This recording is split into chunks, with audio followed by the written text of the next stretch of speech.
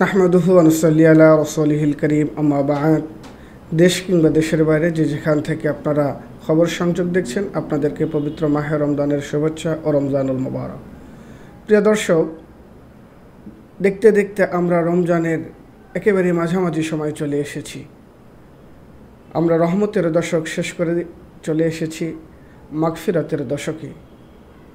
আজকে আমরা জানব কিভাবে অতীতের উম্মতদের মধ্যে রোজা ফরজ ছিল এবং তারা কিভাবে রোজা পালন করত। পবিত্র কোরআনে আল্লাহ পাক বলেন, কুতিবা আলাইকুমুস সিয়াম কামা কুতিবা আলাল্লাযিনা মিন ক্বাবলিকুম লাআল্লাকুম তাত্তাকুন। হে মুহাম্মাদের উম্মতেরা, তোমাদের উপর রোজাকে ফরজ করা হয়েছে। কেমন ফরজ করা হয়েছে? যেভাবে ফরজ করা হয়েছিল তোমাদের পূর্ববর্তী উম্মতগণের উপর। সুতরাং বোঝা যায় উম্মতে মুহাম্মাদের উপরে যেভাবে রোজা ফরজ ছিল, একইভাবে পূর্ববর্তী উম্মতদের মধ্যেও রোজা ফরজ ছিল। কিন্তু তারা কিভাবে রোজা পালন করত? তারাও কি আমাদের মতো রোজা পালন করত, নাকি অন্য কোনো পদ্ধতি তাদের ছিল? হযরতে দাউদ আলাইহিস সালাতু ওয়াস সালাম রোজা পালন করেছিলেন 6 মাস। অর্থাৎ একদিন রোজা রাখতেন, পরের দিন ইফতার করতেন, অর্থাৎ পরের দিন রোজা রাখতেন না। এভাবে তিনি 6 মাস পর্যন্ত রোজা রাখতেন। বছরে 6 মাস তার রোজা থাকত। হযরত মুহাম্মদ মুস্তাফা সাল্লাল্লাহু আলাইহি ওয়াসাল্লাম বুখারী শরীফের মধ্যে বলেছেন, আব্দুল্লাহ ইবনে আমর ইবনে আস রাদিয়াল্লাহু তাআলা আনহুর একটি হাদিস রয়েছে। একদিন রাসূলুল্লাহ সাল্লাল্লাহু আলাইহি ওয়াসাল্লাম তাকে জিজ্ঞাসা করলেন, আমি শুনেছি তুমি নাকি খুব রোজা পালন করো। তিনি বললেন, জি, আমি প্রতিদিন রোজা রাখি এবং রাতের বেলা আল্লাহ তাআলার ইবাদতে মশগুল থাকি। তো রাসূলুল্লাহ সাল্লাল্লাহু আলাইহি ওয়াসাল্লাম তাকে বললেন যে তুমি এভাবে রোজা রাখো না।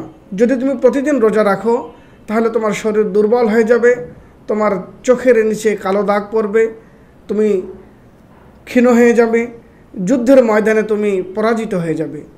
তো এর জন্য তোমার শক্তি থাকবে না। তুমি হযরত দাউদ আলাইহিস সালামের অনুসরণ করতে পারো, যে দাউদ আলাইহিস সালাম একদিন রোজা রাখতেন এবং অন্যদিন রোজা ভাঙতেন। সুতরাং তুমি দাউদের অনুসরণ করতে পারো। আর রাসূলুল্লাহ সাল্লাল্লাহু আলাইহি ওয়াসাল্লাম আমাদেরকে এই সুসংবাদও দিয়েছেন যে মহান আল্লাহ তাআলা পৃথিবীতে যত নবী রোজা রেখেছেন তার মধ্যে সবচেয়ে বেশি ভালোবেসেছেন হযরত দাউদ আলাইহিস সালামের রোজাকে। তো আমরা আরও জানলাম যে আদম আলাইহিস সালাতু ওয়াস সালাম যে রোজা রেখেছিলেন, কিভাবে রোজা রাখতেন। আদম আলাইহিস সালাম থেকে শুরু করে হযরত নূহ আলাইহিস সালাতু ওয়াস সালাম পর্যন্ত প্রতি মাসের 13, 14 এবং 15 তারিখ রোজা ফরজ ছিল, যা আমরা আইয়ামে 20 নামে আমাদের কাছে পরিচিত বা আমাদের সমাজে পরিচিত। তো দ্বিতীয় হিজরিতে রোজা ফরজ হওয়ার পূর্ব পর্যন্ত আইয়ামে 20 রোজা, এই 3 রোজা ফরজ ছিল।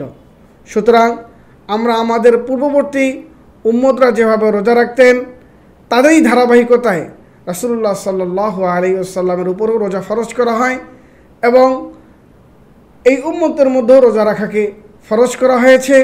এবং তাদের রোজা রাখার ধরন প্রথমে ছিল যে সারাদিন রোজা রাখতেন, রাতের বেলা ঘুমানোর প্রথম প্রহর ঘুমানোর আগ পর্যন্ত তারা যা ইচ্ছা করতে পারত, খেতে পারত, স্ত্রী সহবাস করতে পারত, নানান রকম কাজ করতে পারত, কিন্তু প্রথম প্রহর ঘুমানোর পরে আর কিছু করতে পারতেন না। এই একটা বিধান ছিল, যে বিধানটা উম্মতে মুহাম্মাদের জন্য অত্যন্ত কঠিন ছিল।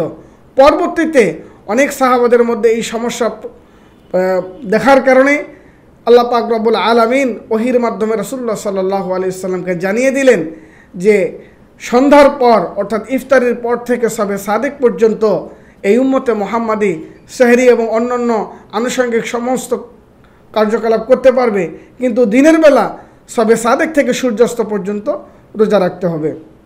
তাই আসুন শরীয়তে মুহাম্মাদের সেই চমৎকার আদর্শকে অনুপ্রাণিত হয়ে আমরা সঠিকভাবে রোজা রাখার চেষ্টা করি। আল্লাহ তাআলা আমাদের রোজাকে কবুল এবং মঞ্জুর করুক। আমিন।